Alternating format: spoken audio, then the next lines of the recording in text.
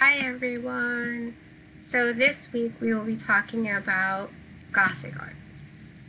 And last week, if you remember, we were talking about medieval and Romanesque art, and we were mainly focused in the area of Western Europe.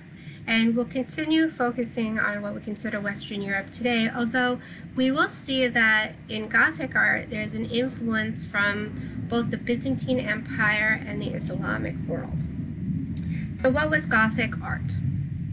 We see that in the middle of the 12th century, a distinct new architecture known today as Gothic emerged in France around Paris.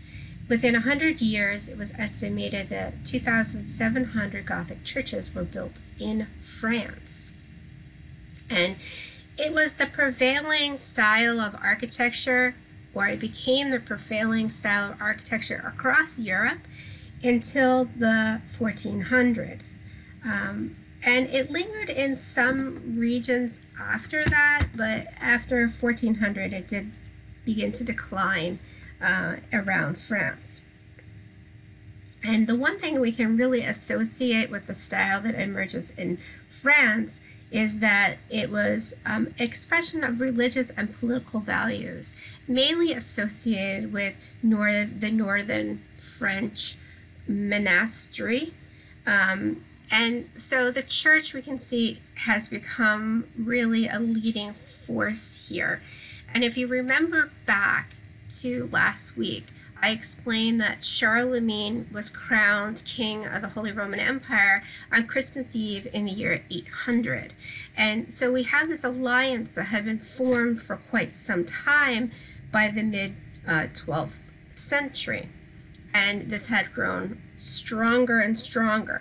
And the map I'm showing you here shows the growth of the growth of the French royal domain. So you can see all of these areas that are being controlled by France. And we have here the Church of St. Denis, and you can see the proximity to Paris here. And this will be the first church we'll focus on. This is the church which we really consider the first Gothic church.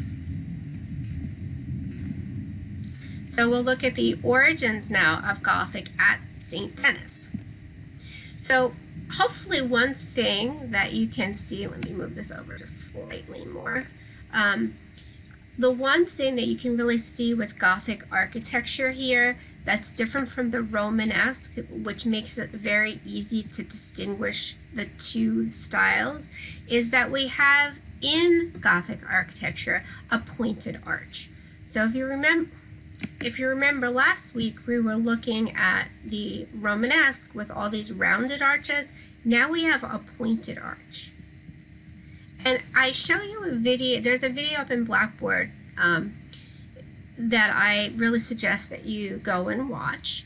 And it explains to you that, like, the technical aspect of it, that once we have the pointed arch, it helps to take the weight off of the walls and off of the arch, and it allows the architects to build higher and higher and higher and open up the windows, open up the walls to put more and more stained glass windows into the space. And so we see within Gothic architecture this real dramatic shift, mainly because of the amount of light that is able to come into these spaces.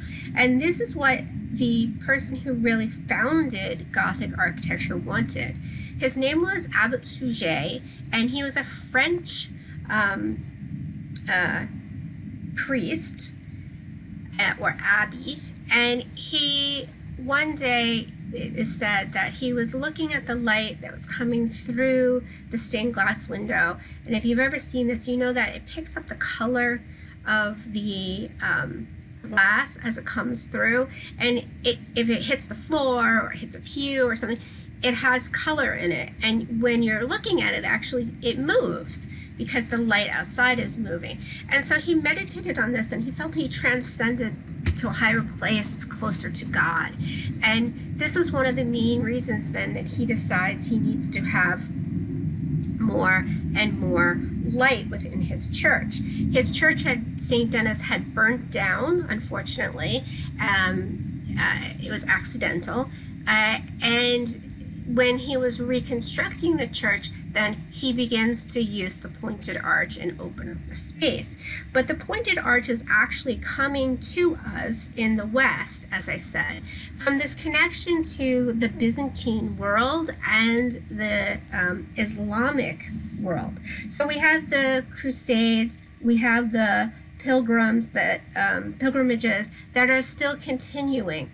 I talked about this. I showed you a slide of this last week. And so now the Crusades, they are going into Jerusalem, and eventually they go into Istanbul, or at that time was still Constantinople. And they are very influenced by both the Byzantine and then later going even further, the Islamic architecture, which already had pointed arches. So that is really where the pointed arch is coming from, and coming all the way across into Europe. When the Crusades are going into the Byzantine world, remember the Byzantine world is a continuation of the Roman Empire. So they are encountering the classic antiquity, so meaning the classic Greeks and Romans, right? The history of that. And they rediscover in particular Aristotle. And so with Aristotle, there was a promotion of rational inquiry rather than unquestioning faith. So instead of just saying, it's this way because God said it's this way, they start to question, but why is it this way? And they want maybe more like a scientific reasoning of why things are the way they are. And we'll see how this really leads to great change and the beginning of what then we call the Renaissance. So one of the first people to write about this idea is in the 13th century, the scholar Thomas Aquinas. And he's able to bring together this idea of the faith of the church, like this devout belief in God, but then also this idea of reasoning that is coming from the rediscovery of, in particular, Aristotle. So let's look at the next slide here. And here we see the part of the church, from the above, from what I was just showing you here. I can make this work. This is what I wanted, I'm sorry. And the one thing I wanted to point out to you, or two things actually. We have our ambulatory, and amble is to walk. So that's an easy word to remember. I've used it a lot of times. So ambulatory. It's this walkway that allowed pilgrims to walk around the outside of the church and exit. And we'll see that the idea was to get as many people to go through your church as possible, because each person would put a donation, and it was a way of the church was actually going to make money.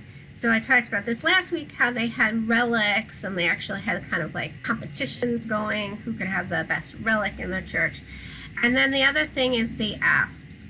And these are these semicircles here, and then the relics often would be placed within the church in the asps. Okay, so let's move on. And here is one of the well-known windows from St. Denis, and this is the flight into Egypt. And this is a biblical story, if you know your history here, a biblical history of Mary and Joseph and Jesus fleeing Egypt, or fleeing and going into Egypt. And the idea here is that this is not pieces of glass that are cut, that are different colored pieces of glass and put together, which is maybe what you think of if I say stained glass. Glass is actually painted with enamel paint, and then it is heated and baked, and then the enamel hardens on the glass. And so this is how they're getting the lines and the shading within this, you know, in her robe and stuff. So we'll see a mixture of styles when we look at stained glass, where some of it is enamel and then some of it is just cut stained glass. They're different techniques that we'll be looking at. So I will pick this up in a minute with my next section.